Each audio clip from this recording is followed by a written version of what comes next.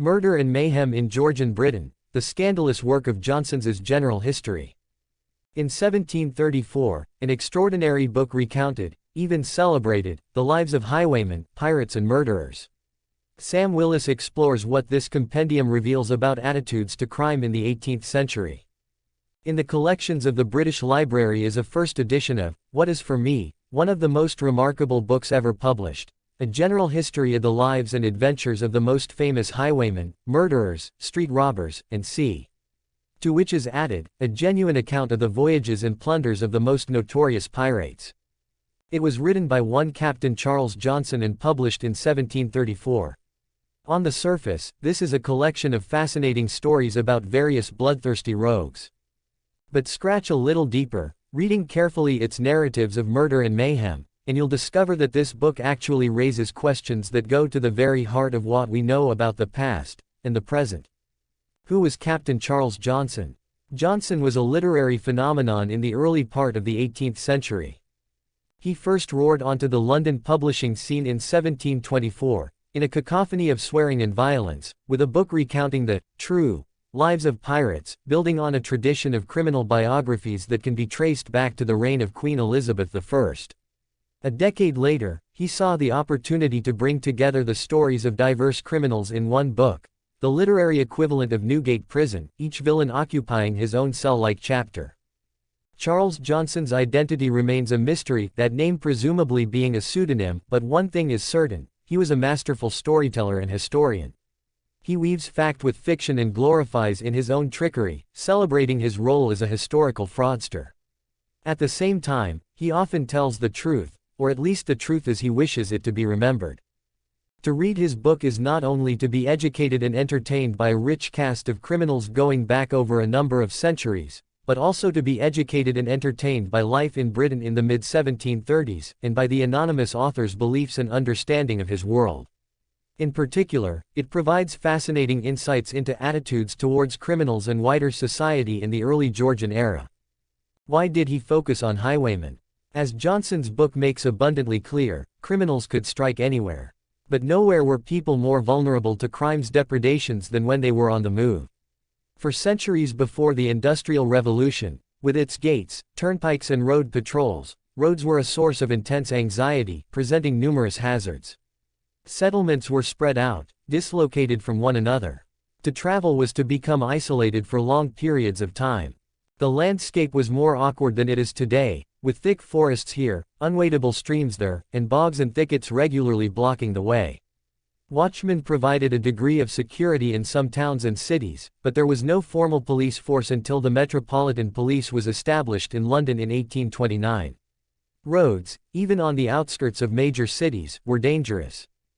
Johnson explores danger on the roads in his chapter on a highwayman called Sir Gosselin Denville, who plied his trade not in the author's own time but back in the 14th century.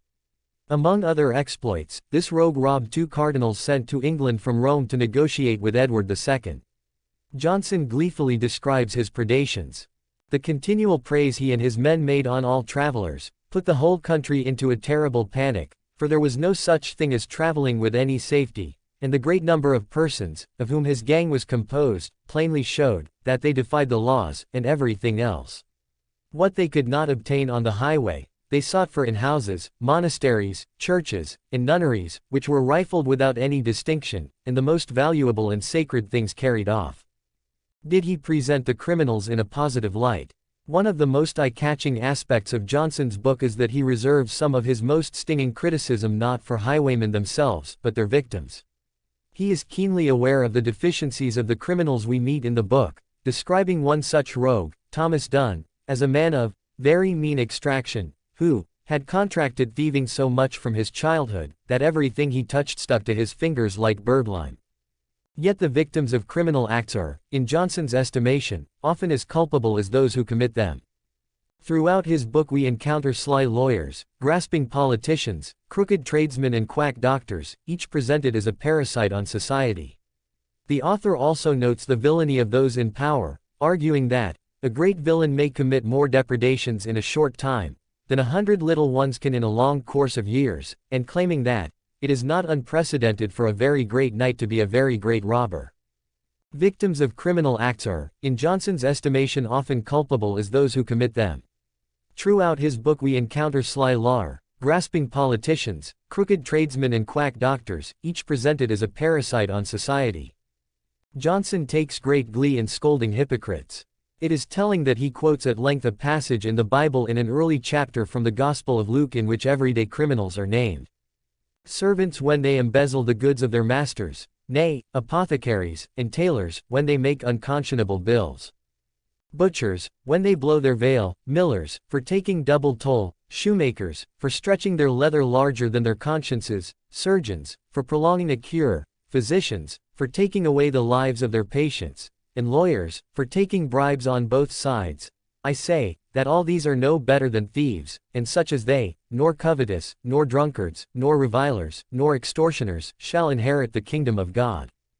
In his Life of Ned Wicks, a highwayman executed in Warwick in 1713, Johnson reserves particular ire for a miserly landlord who relentlessly demanded rent from a poor widow, driving her to ruin.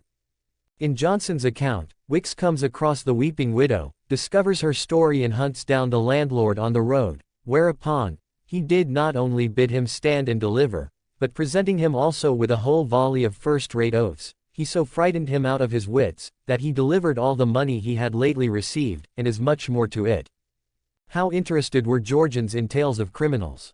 Johnson's book demonstrates that true crime sold well in the 18th century, just as it does today. Many of his subjects were not just criminals plucked from obscurity but well-known personalities, celebrities, even. In 1724, the year Johnson published his first book, a compendium of the lives of pirates, 4 criminal biographies were printed about the notorious thief Jack Sheppard. He had been hanged that winter at Tyburn in London. Almost immediately, chapbooks, ballads and plays appeared telling his story. Meanwhile, the previous year had seen the publication of biographies of the Scottish outlaw Rob Roy and John Stanley, a murderous early 15th century knight-errant. Johnson's writings give glimpses into the private lives of criminal celebrities, in a period when the public were quite happy not to draw a line between fame and infamy. The most flamboyant stories were preserved and retold time and again, to the great joy of listeners and readers all over the country. There is perhaps no finer example than that of Claude Duval, the very essence of a 17th-century gentleman thief. When he stopped, a knight and his lady, traveling with £400 in their coach, a fortune at the time, the lady began to play a flageolet, a type of early flute. Inspired, Duval whipped out his own flageolet and responded with a tune of his own. "Sir," says he to the knight, "your lady plays excellently, and I make no doubt but she dances as well. Will you please to step out of the coach, and let me have the honor to dance one current with her on the heath?" "I dare not deny anything, sir," the knight readily replied, "to a gentleman of your quality and good behavior." It was surprising to see how gracefully Duval moved upon the grass. Scarce a dancing master in London, but would have been proud to have shown such agility in a pair of pumps, as Duval showed in a great pair of French riding boots. As soon as the dance was over, he waits on the lady back to the coach, without offering her the least affront, but just as the knight was stepping in, "Sir," says he, "you have forgot to pay the music." His worship replied, that he never forgot such things, and instantly put his hand under the seat of the coach, and pulled out £100 in a bag, which he delivered to Duval, who received it with a very good grace. How did Johnson write about more serious crimes? Claude Duval may have been a rogue, but he was dashing one. That wasn't the case for all of Johnson's protagonists. There was a darker side to his general history, most especially when it was recounting acts of shocking violence against women. The most powerful example of this was an episode in the life of Patrick O'Brien. This criminal, we are told, was born in Galway and served in the army under Charles II. He ran up debts, borrowing, with the common defense of his countrymen, a front that would brazen out anything, and even laugh at the persons whom he had imposed on, to their very faces. Johnson's attitude is a reminder of the power of anti-Irish sentiment in the 18th century. So it comes as no surprise when he accuses his subject of an act that, you sense, Johnson sees as the worst crimes imaginable. Having described how O'Brien shot and dismembered one of his victims, Johnson then ascribes to him a gang rape and mass murder. With 4 accomplices, as bad as himself, O'Brien heads to the home of Lancelot Wilmot in Wiltshire, an isolated house known to contain substantial wealth. Having broken in at night, they set to work. They tied and gagged the 3 servants, and then proceeded to the old gentleman's room, where he was in bed with his lady. They served both these in the same manner, and then went in the daughter's chamber. This young lady they severally forced after one another to their brutal pleasure, and when they had done, most inhumanly stabbed her, because she endeavored to get from their arms. They next acted the same tragedy on the father and mother, which they told them, was because they did not breed up their daughter to better manners. Then they rifled the house of everything valuable which they could find in it, that was fit to be carried off, to the value in all of £2,500. After which they set the building on fire, and left it to consume with the unhappy servants that was in it. We know that O'Brien was a historical figure who committed terrible crimes because he hanged for them in 1689. Yet readers have to take some of Johnson's other accounts with a pinch of salt. He tells us that we can depend on the authenticity of his tale, but then he peppers it with episodes that are implausible or outright fictional. For the implausible, look no further than Sawney Bean, whom Johnson introduces thus: the following account, though as well attested as any historical fact can be, is almost incredible. The author then urges us to believe the story of a cannibal tribe, a near 50-strong family born of incest, living in a cave on a headland in the Firth of Clyde in the 16th century. This clan survived, he writes, by ambushing people on the road near their cave and then eating them, pickling the leftovers in barrels. Less dramatic, but entirely fictional nonetheless, is Johnson's chapter on the life of John Falstaff, a character invented by William Shakespeare. We are told that he was born in Bedfordshire, and flourished in the reigns of Henry IV and v. Johnson also includes Robin Hood among his cast, recounting splendid stories of the outlaw hoodwinking traveler after traveler in the guise of a very honest and worthy person. There is no doubt that Johnson wrote this book with his tongue firmly in his cheek. In our modern world, beset with fake news, to avoid falling prey to credulity we must all learn the skills of the historian. So it is with Johnson's magnificent book. A reader must be willing to be entertained, but also be skeptical. The moment you open the cover, you have placed yourself in the open palm of a master manipulator. It's an uncomfortable experience, but one to savor, because it summons the past as does no other book I have ever read.